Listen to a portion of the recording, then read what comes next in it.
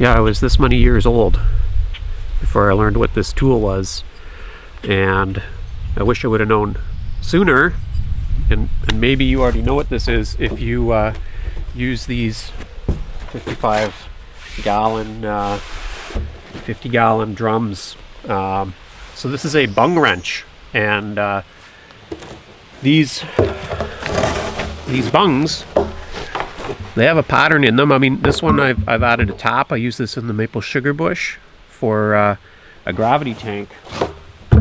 But the pattern in the bung is kind of unique, and you need one of these bung wrenches to open and close them effectively.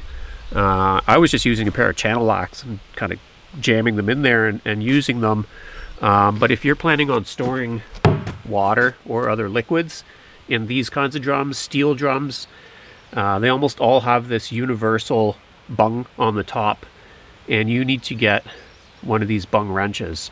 This one is the Power Fist brand. I got it at Princess Auto, and very useful, as are these big drums. I have a surplus store near me, and I can get these fairly inexpensively. Okay, are you a sucker for clickbait videos that tell you about all the essential things you might have overlooked in your prepping? This is not that video. These are mundane items that you might have overlooked in favor of the sexier, more tactical, eye-grabbing items. So here's one.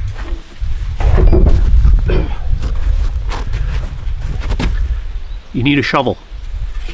You need a full length shovel, not a little folding up tactical one with edges and saws on them, although those are fun and they're great if you're camping and doing bushcraft. But if you're planning on digging trenches, turning sod for a garden, digging a latrine hole, all those kinds of things that you imagine you might have to do in a disaster, move debris out of the way, then you just need a good old-fashioned straight shaft, regular length, workhorse shovel, honestly. Okay, here's another mundane item. Mundane item number 2. Let's see if there's any snakes under here. No snakes, but there's a mouse nest, it looks like. You need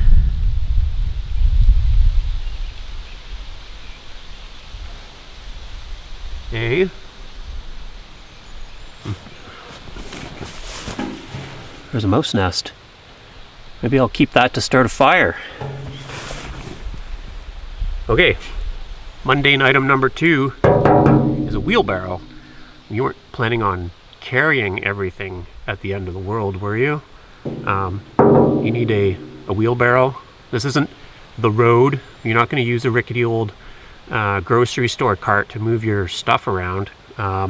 You need a wheelbarrow or a garden cart, even a stroller, right? Anything like that that's going to give you mechanical advantage, has a wheel, lets you lift more weight than you can by hand, saves your back, saves your strength, moves things around efficiently, because you're not going to want to carry it all. So a wheelbarrow, they're not very expensive. They last for many, many years. They're super handy. Mundane item are we at number 3? Number 3 would be like a hammer and some standard screwdrivers. Going along with that, it's a little dark in here, but buying one of these, whatever these are, 30-pound box of nails. They never expire, and if you've got that prepper mindset, you're going to want to be able to build raised bed gardens, an outhouse, board up your broken windows, do repairs, all that kind of stuff.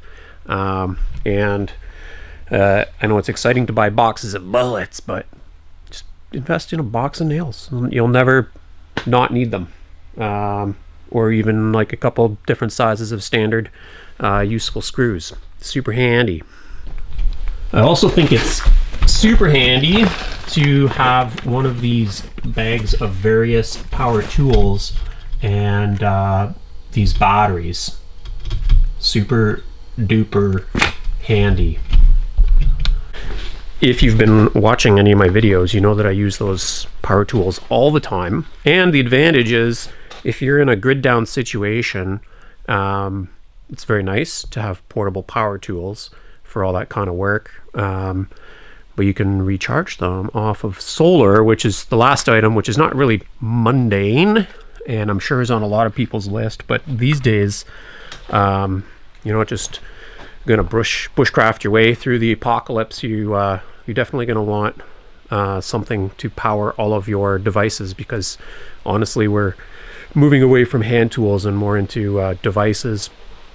There's so many handy 12 volt pumps and 12 volt fans and little mini refrigerators, and you don't need a huge electrical backup to run a lot of those items. For emergency off-grid power, I really don't think you can go wrong with one of these integrated power banks. This one you've probably seen me use before. It's by EcoFlow. This is the EcoFlow Delta. They have bigger ones, they have smaller ones. I've had this one for over a year, and I was very impressed when I first got it. I was dubious, and then I was impressed, and I've continued to be impressed over the last year of using it, which happens to be fairly frequently. So I take it camping. I run a freezer with it so I can bring back meat from hunting trips. I run a cooler so I can do picnics. I use it to power devices, flashlights, phones. I can charge my power tool batteries from it. I can charge this battery bank with a solar panel, with a wall plug, and then it's got like an overload reset fuse or something there.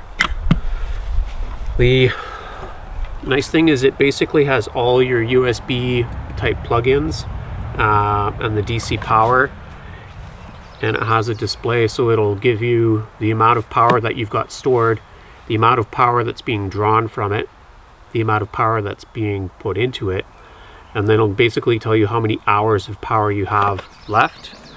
You can also plug in AC devices, 6 of them.